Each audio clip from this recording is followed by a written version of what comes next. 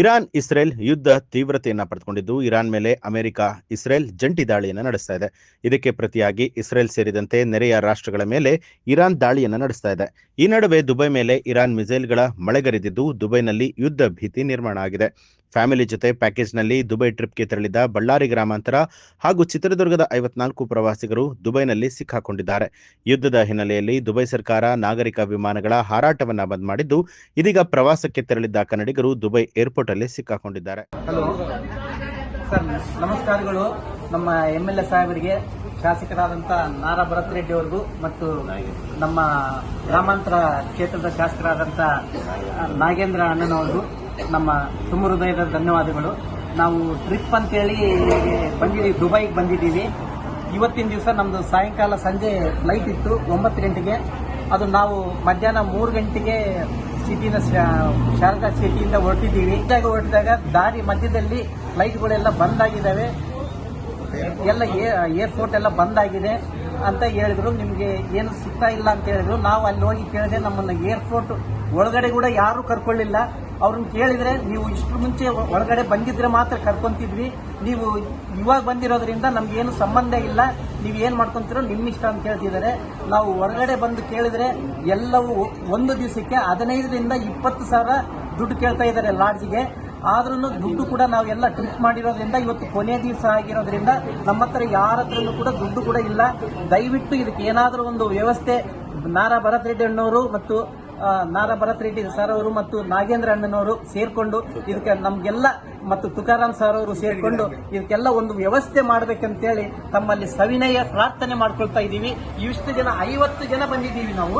ಇದಕ್ಕೆಲ್ಲ ಏನಾದರೂ ಒಂದು ವ್ಯವಸ್ಥೆ, ನಾಳೆಗೆ ನಮಗೆ ತುಂಬಾ ಕಷ್ಟ ಆಗ್ತಾ ಇದೆ, ನಾಳೆಗೆಲ್ಲ ಯಾವುದಾದ್ರೂ ಒಂದು ವ್ಯವಸ್ಥೆ ಮಾಡಬೇಕೆಂದು ತಮ್ಮಲ್ಲಿ ವಿನಂತಿಸಿಕೊಳ್ತೀವಿ.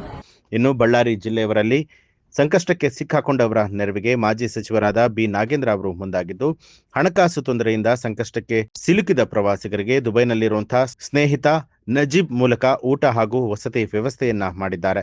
ಇನ್ನು ವಿಡಿಯೋ ಕಾಲ್ ಮೂಲಕ ಬಳ್ಳಾರಿ ಜನರೊಂದಿಗೆ ಮಾತನಾಡಿದಂತಹ ಬಿ ನಾಗೇಂದ್ರ, ಸಿಎಂ ಸಿದ್ದರಾಮಯ್ಯ ಜೊತೆಗೂ ಕೂಡ ವಿಡಿಯೋ ಕಾಲ್ ಮೂಲಕ ದುಬೈನಲ್ಲಿರುವಂತಹ ಬಳ್ಳಾರಿ ಜನರ ಜೊತೆಗೆ ಮಾತುಕತೆ ನಡೆಸಿದ್ದು, ಎಲ್ಲಾ ವ್ಯವಸ್ಥೆಯನ್ನ ಮಾಡ್ತಾ ಇದ್ದೇವೆ, ಕೂಡಲೇ ಕರ್ನಾಟಕಕ್ಕೆ ನಿಮ್ಮನ್ನ ಕರೆತರಲಾಗುತ್ತೆ, ನೀವು ಧೈರ್ಯವಾಗಿರಿ ಅಂತ ಹೇಳಿ ಸಿಎಂ ಸಿದ್ದರಾಮಯ್ಯ ಭರವಸೆ ಕೊಟ್ಟಿದ್ದಾರೆ.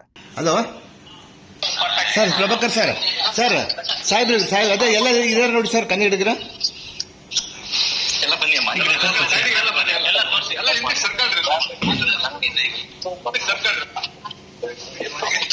नजीब हमारा लोकल वाला को ले लो. ಬಳ್ಳಾರಿ ಅವರು ಬರ್ಲಿಕ್ಕೆ ಹೇಳಿ. ಕೋಟ್ರೆಡ್ಡಿ ಅವರೇ, ಹೆಣ್ಮಕ್ಳನ್ನ ಕರೀರಿ. ಹಾ ಸಾಹೇಬ್ರು ಬಂದು ನೋಡಮ್ಮ. ಧನ್ಯವಾದಗಳು ಸರ್. ನಮಸ್ಕಾರ.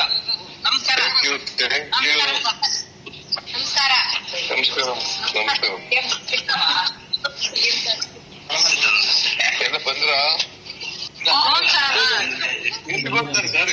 ಅಣ್ಣ, ಹೋಟೆಲ್ ಅಲ್ಲಿ ಇದ್ದಾರಣ್ಣ, ಎಲ್ಲರೂ ಹೋಟೆಲ್ ಅಲ್ಲಿ ಇದ್ದಾರಣ್ಣ. ಹೋಟೆಲ್ ಅಲ್ಲಿ ಇದ್ದಾರಣ್ಣ. ಸೇಫ್ ಆಗಿರಿ. ಅಣ್ಣ, ಆಮೇಲೆ ನಮ್ ನಜೀಬ್ ಅಂತ ಹೇಳಿ ಅಣ್ಣ. ಅದೇ ಅಣ್ಣ, ನಜೀಬ್ ಅಂತೇಳಿ ಬೆಂಗಳೂರವ್ರಣ್ಣ, ಬೆಂಗಳೂರವ್ರಣ್ಣ ನಜೀಬ್ ಅಂತೇಳಿ, ಲೋಕಲ್ ಅವ್ರಣ್ಣ ಅಲ್ಲಿ.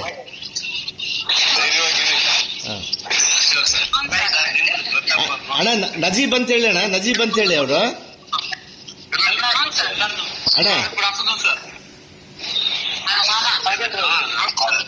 ಅಣ್ಣ ಲೋಕಲ್ ಅವ್ರಣ್ಣ, ಅವರು ನಜೀಬ್ ಅಂತೇಳಿ, ದುಬೈ ಅವ್ರಣ್ಣ.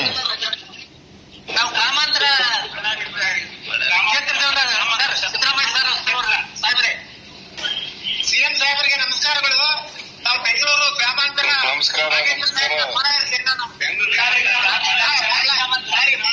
ನಿನ್ನೆ ಮಾತಾಡ್ದ, ನಾನೆಲ್ಲ ಚೀಫ್ ಸೆಕ್ರೆಟರಿ ಜೊತೆ ಮಾತಾಡಿ ಎಲ್ಲ ಅವಾಯ್ಡ್ ಮಾಡಿದ್ದೀನಿ. ಡೋಂಟ್ ವರಿ, ಧೈರ್ಯವಾಗಿ.